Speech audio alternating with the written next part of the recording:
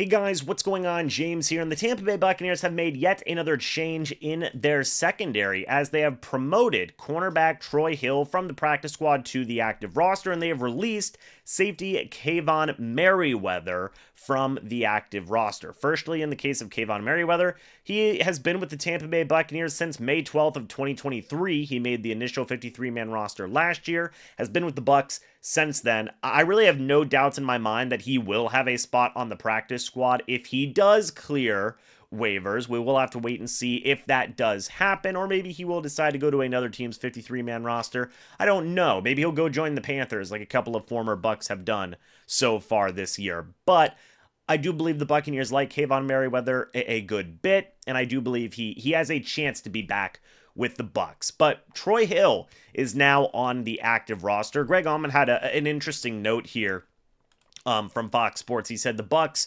essentially traded away Keenan Isaac and Kayvon Merriweather in their secondary for Mike Edwards and Troy Hill. Both guys who honestly will probably get some more playing time going forward. Now, I go back to that Todd Bowles quote where he said, like, hey, we don't need any new players, no doubt about that. And again, technically true because Troy Hill was on the practice squad. He signed with them on October 30th, the day before Halloween. So he's had 3 weeks to learn the playbook, right? Be on the practice squad, practice every day with this team.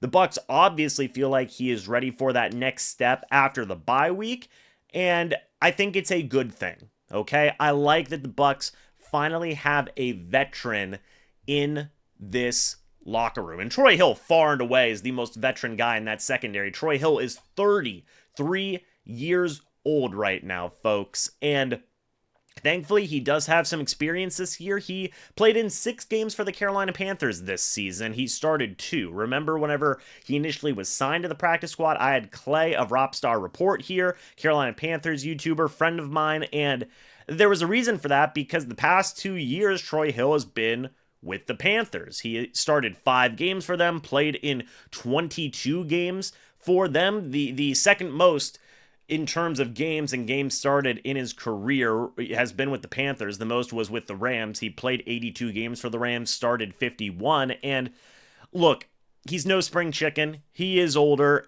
and it is what it is, right? It is what it is. But he did sign an extension with Carolina for a reason after that 2023 season. Carolina obviously liked what he could do as a bit of a rotational guy. He was released from them on October 18th. But you know, it is still nice to have a veteran presence. Troy Hill has 32 total tackles this year. In terms of overall coverage stats and advanced stats, gonna be honest, folks, not great, but it is a bit of a smaller sample size. He has been allowing an 88.2 completion percentage when targeted, a passer rating of 119.4. That is on 17 targets this year. Last year was a better year for Troy Hill. He allowed a 61.8 completion percentage and a 96.3 passer rating when targeted. He also had 1 interception last year, and that was on 55 targets, 3 games started, 16 games played.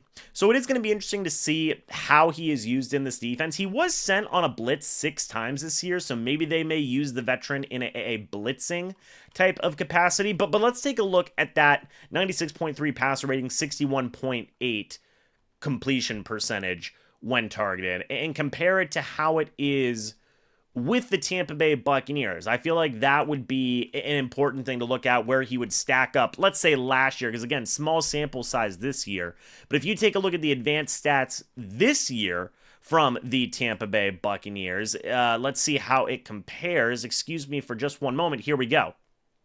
So last year, again, Troy Hill allowed a 61 point... Goodness gracious, I just had it in 61.8 completion percentage last year, okay, on 55 targets. So far this year, that would be better than Tyke Smith, who's allowed a 70.5 completion percentage on 44 targets. Jamel Dean, who's allowed a 70.7 completion percentage on 41 targets. So it's comparable, in my opinion. He also allowed a 96.3 passer rating when targeted last year. So far this year, Tyke Smith has allowed a rating of 103.6. Jamel Dean has allowed a rating of 94.6. So again, comparable and better in a couple of those instances. Again, on similar targets, really a 10 target difference, let's say. 10 to 12 target difference between Troy Hill, Tyke Smith, and Jamel Dean.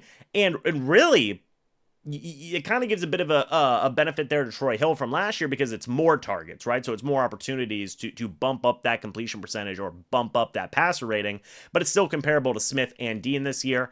Zyon McCollum's still the best out of the bunch, allowing a 55.2 completion percentage and a 86.4 passer rating when targeted. He's been fantastic. Right? Josh Hayes has been allowing a 68.2 completion percentage and a 128.2 passer rating when targeted. Tyreek Thunderberg, 93.8 completion percentage and a 158.3 passer rating when targeted. So at the very least, right? At the very least, you can view Troy Hill as a cornerback 4, in my opinion, right? In terms of his overall, if based on last year, even this year, I mean, heck, it's comparable to Tyreek Thunderberg's stats. So really, if Jamel Dean can't go and Troy Hill's like your cornerback 3 right now. Well, 4 still, because if Tyke Smith is healthy.